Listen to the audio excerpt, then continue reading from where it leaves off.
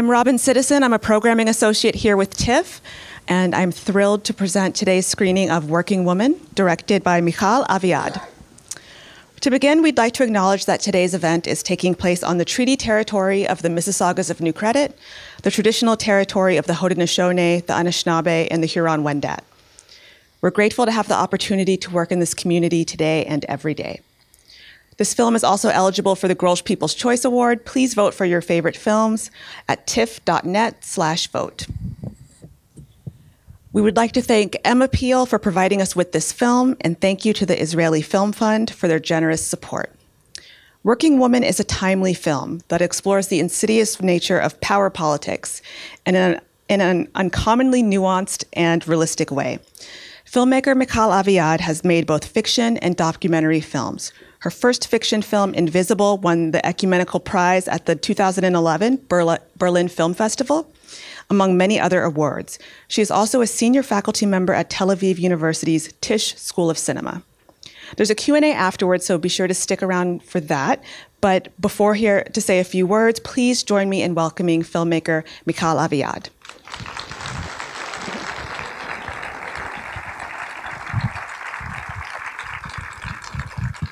Thank you. It's quite wonderful to be here, and I wish my actors and crew were here with me. So just imagine them, because, you know, for months and months and months, each one of us put all we have into this film. I think you'll see it.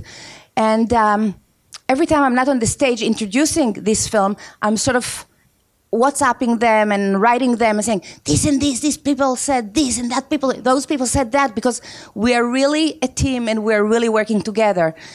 So I hope you enjoy it, and I'll be here for after the screening. Thanks. Thank you.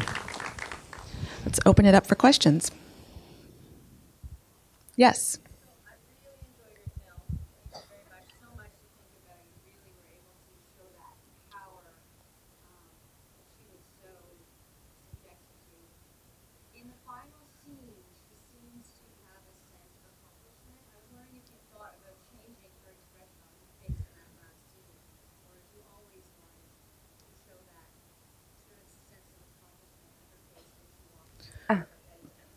It's a good question.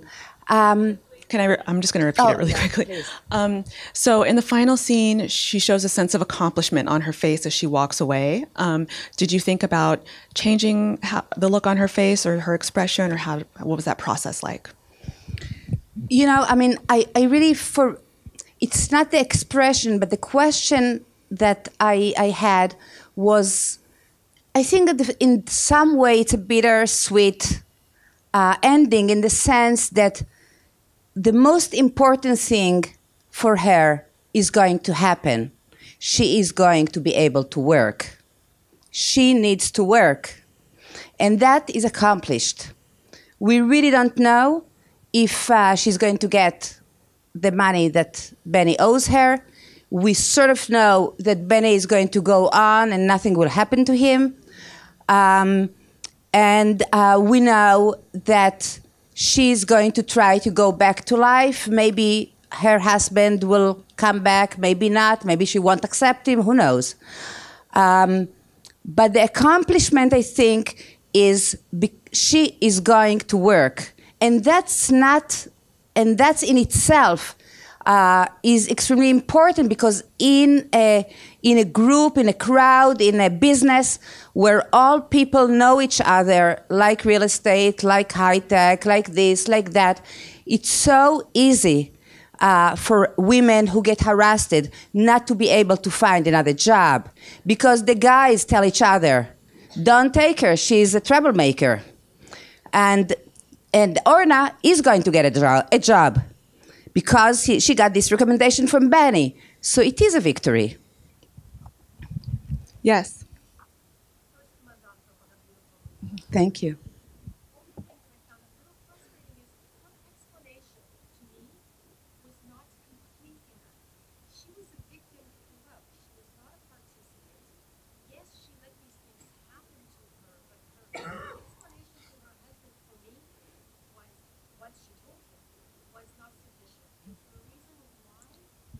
So, so you found Orna's explanation to her husband about what had happened to her insufficient, in that she wasn't describing herself as a victim and maybe taking on too much of the blame. Am I paraphrasing that correctly?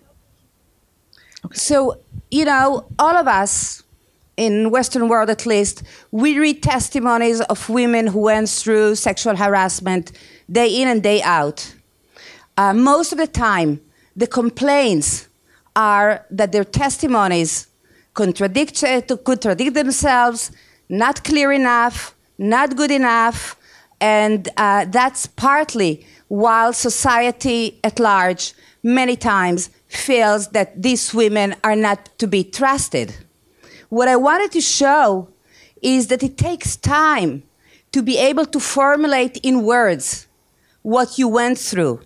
And first of all, you have to overcome the sense of guilt and the sense that you brought it on yourself, because since we were babies, we are told that every time there is a sexual advance at us, we are the culprits, right? We are to blame.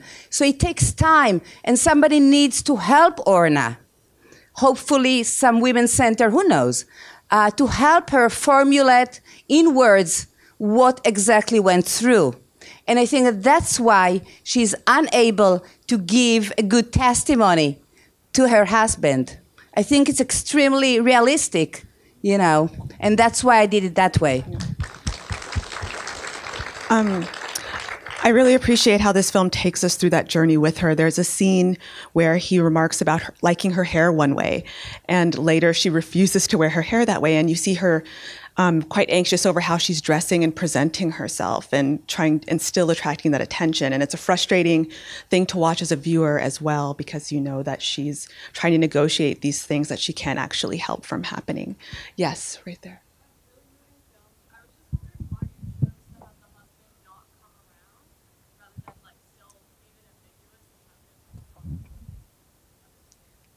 So why did the husband not come around at the end, or why is that ambiguous? I think that there are two things, I think. One is that her husband, I think that, I mean, on the level that I really understand her husband, I mean, he feels that she betrayed his trust. They always told each other everything. And here she kept all these 6 months or whatever months, these secrets from him. And he's really hurt and insulted. That's one, and I can understand that. And I put that in because I think that she cannot tell him, because if she would have told him, she wouldn't be able to work and he wouldn't be able to keep his restaurant. And still, sexual harassment really affects marriage. So that's one level. The other level is that her husband was never a feminist. He's just a husband. He's a good father. But I think it's a lot to expect of him to come around and say, yes, I know that you women get harassed a lot, and I'm going to stand by you and so on. How many men you know that are like that? Besides extremely educated, men who went to gender studies or whatever, you know. That's amazing. Okay. Yes.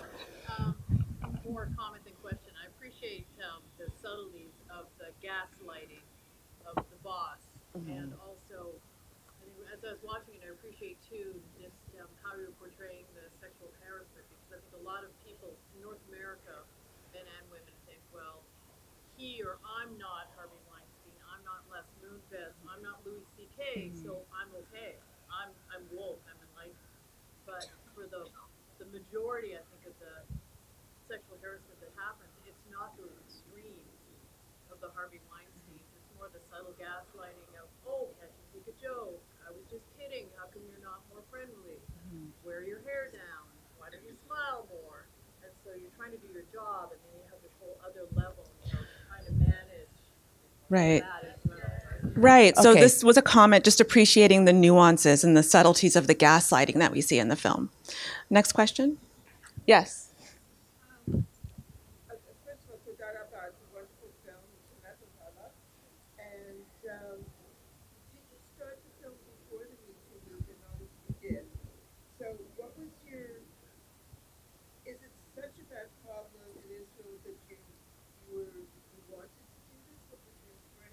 And my other question is, has the Me Too movement hit Israel yet? Thank you. So has the Me Too movement hit Israel, and did you start this project before the Me Too movement hit? And is this bad in Israel, as the film depicts? So 3 questions, very short answers. I started writing the film in 2012. We got the money after, it wasn't easy at all. We got the money in 2016. And we were, and the Me Too movement happened exactly while we were shooting. And we were so busy with shooting that we said, great, it's happening, but we didn't think about it that much. So that's answer number 1. And, you know, the Me Too, I mean, we were all born before the Me Too movement. I mean, this stuff is happening, and in the feminist movement, we know about it, we work about it for years and years to enable the Me Too movement to happen. So this is one. Israel. In Israel, it happens as much as it happens everywhere else. I mean, there is nothing special about Israel as far as relationship between women and men. You know, Israel is just another place. And number 3, the Me Too movement affects Israel very much. Israel is sort of another, you know, American state in many ways. And in the last, not only since the Me Too movement, but in the last 10 years, quite a few people went to trial and were imprisoned, and many got out with nothing. So very similar to what happens elsewhere. Yeah.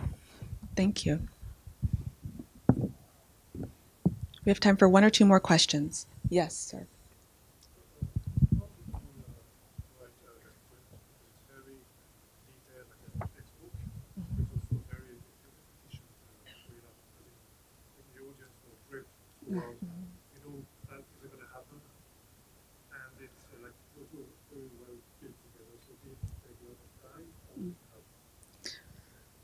So how did you write the script? It's a very efficient thriller, and I think the audience was gripped throughout.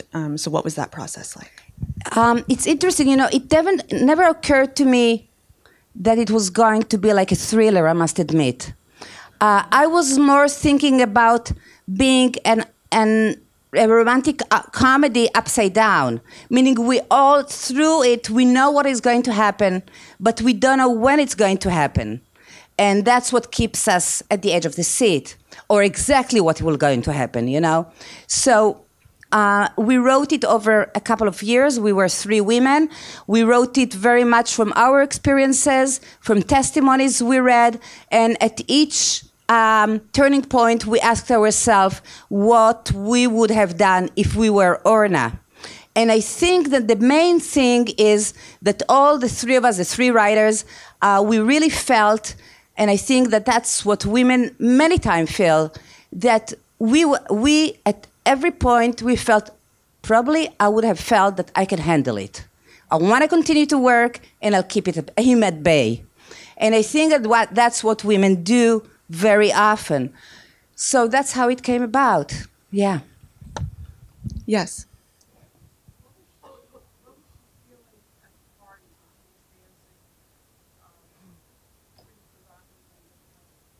Great question. What was Orna feeling at the party when she was dancing with her husband?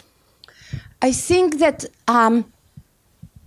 she felt that finally that at this moment she's safe, she's with her husband. I think that there was a side in her that wanted to show Benny that she loves another man. I think that her husband, who was clueless, enjoyed the dancing as well. And I think that if it was a different film, that's the way it should have been, you know? This older man and the older people's party, and these young people are coming in, and they just are having the time of their lives, and that's okay. I wish it was like that. It seemed like she was trying to show him whose side she was on. That's right, absolutely. Yeah. She was trying to say, listen, I'm in love with another man, just, it's not you. Last question, yes? Oh, sorry, I was pointing back there. Yes. What advice would you give young Israeli women today